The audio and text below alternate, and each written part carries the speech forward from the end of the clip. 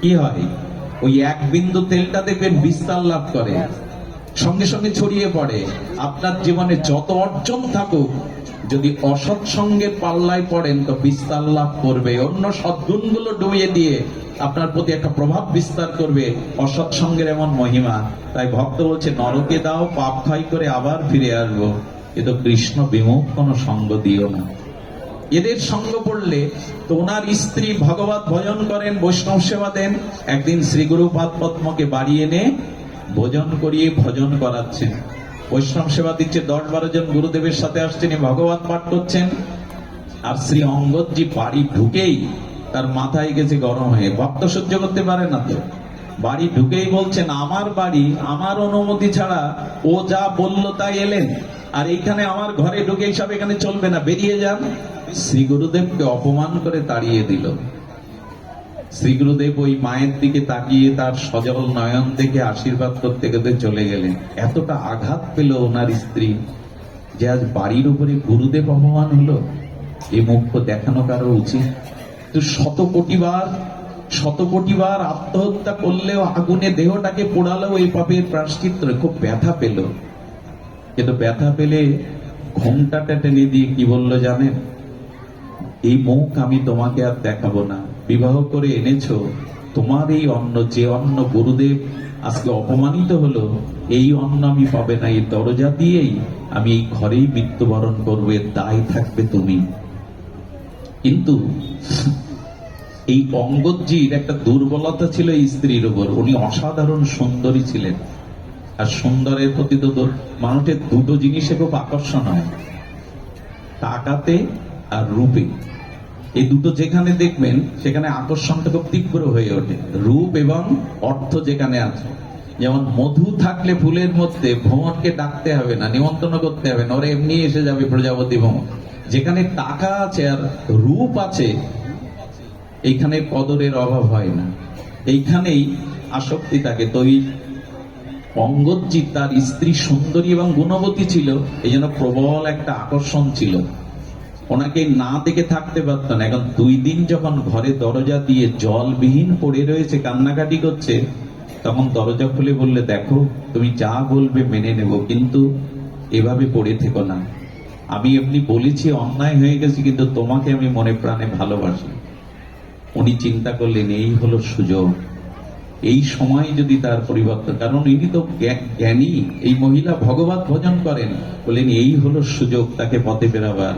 দরজা খোলার আগে বললে, একটা শর্তে যদি রাজি থাকো তবে আমি ঘুমটা খুলতে পারি, মুখ দেখাতে পারি, অন্ন জল পেতে পারি। সেটা হলো, আজ থেকে তোমাকে সাধুগুরু বৈষ্ণব সেবা নিজে করতে হবে, তাদেরকে আর কখনো উপেক্ষা করতে পারবে না। আসলে মোহ আছে তো স্ত্রীর প্রতি, অপরূপ রূপ আছে। ও সিদ্ধান্ত নিল, হ্যাঁ আমি দীক্ষা নিয়ে তোমাদিতে আর কখনো বাধা দেব না, আর আমিও এই পথে আসবো। সুধীমণ্ডলী গুরুদেবের কাছে গিয়ে ক্ষমা চাইলেন, আমাকে ক্ষমা করুন। সাধুর গুণ তো ক্ষমা করা। দীক্ষা নিলেন। আর কি করেন জানেন? জগন্নাথের মূর্তিতে মাঝে মাঝে তুলসী দেন, ফুল দেন। ধীরে ধীরে, আমি একটা কথা বলি আপনাদের, কারো ঘরে যদি গুণবতী স্ত্রী থাকে, কারো ঘরে যদি সতী সাধ্বী রমণী থাকে, আর সে যদি একটু ভগবতমুখী হয়, তবে অসুরকেও সে মানুষ করতে পারে, এই ক্ষমতা ওদের আছে। অনেক মাতালকে, অসুরকেও সেই পথে আনতে পারে, এই দৃষ্টান্ত আমাদের দেশে অনেক আছে। নারী যদি সতী সাধ্বী পরায়ণা হয়, নারী যদি ইষ্টপ্রাণা হয়, অসুরকে, মাতালকেও সে সুপথ দেখাতে পারে। এই হলো তাদের সর্বট। নারী পারে না এমন কোন কাজ নেই। যেমন নরকে ডুবাতেও পারে, ওইখান থেকে তুলে আবার ভগবত রাজ্যেও নিয়ে যেতে পারে। একটা জিনিস শোনো, কোন পুরুষ কোন নারীর প্রেরণা ছাড়া আজ পর্যন্ত এগিয়ে যেতে পারেনি। যারা এগিয়েছে দেখবেন, মা হোক, স্ত্রী হোক, কোন রমণী হোক, কারো না কারো প্রেরণা তার পেছনে। মহাপ্রভু গম্ভীরাই যেতে পারতেন না বিষ্ণুপ্রিয়ার ত্যাগ না থাকলে। পরম পুরুষ রামকৃষ্ণ পরমহংসের পর্যায়ে যেতে পারতেন না মা শারদা দেবীকে পাশে না পেলে। আরে কৃষ্ণের মহিমা এত থাকতো না যদি রাধা রানী গোবিন্দের বামে না দাঁড়াতো। শ্রী শক্তি হলো প্রধান। এই জন্য কোন পুরুষ আজ পর্যন্ত এগিয়ে যেতে পারেনি কোন রমণীর পেছনে প্রেরণা ছাড়া, শুদ্ধ সতী সাধ্বী কোন কুলবতী রমণী। সুধীজন, এই জন্য মায়েরা পারে না এমন কাজ নয়। ওকে ভক্ত জীবনে আনলো, আর ভক্ত জীবনে এনে তখন জপ তপ ভগবানের আরাধনা শুরু করে দিল ওই শ্রী অঙ্গদজি। কিন্তু ঘটনা একটা ঘটে গেল। সেই ঘটনা হলো, ওনাকে সেনাপতি তো একটা রাজ্যে যুদ্ধে যেতে হলো। সেই রাজ্যে জয়ী হয়ে সেই রাজ্যের ধনসম্পদ যখন নিয়ে আসছে তাদের রাজার কাছে, অনেকগুলো মোহর ও মুক্তার মধ্যে একটা মোহর দেখে মনে হয়েছে, আহা, সব তো রাজকোষে জমা পড়বে, এটা যদি জগন্নাথের গলায় দেওয়া যেত। এই মণিটা অদ্ভুত অলৌকিক, ওই একটা মণি রেখে দিয়ে রাজকোষে সব জমা দিয়েছে।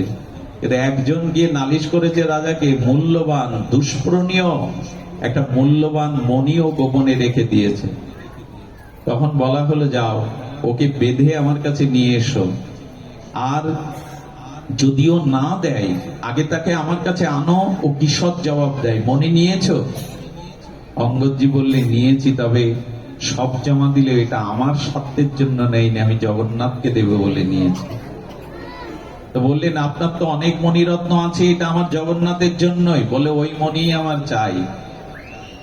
উনি দিতে রাজি হলেন না, চলে গেলেন। এখন সহজভাবে ওনার সাথে যুদ্ধ ঘোষণা করলে ওনার দুর্নাম হবে সেনাপতি। আর উনি কি করতেন, প্রসাদ ভোজী হয়ে গেলেন।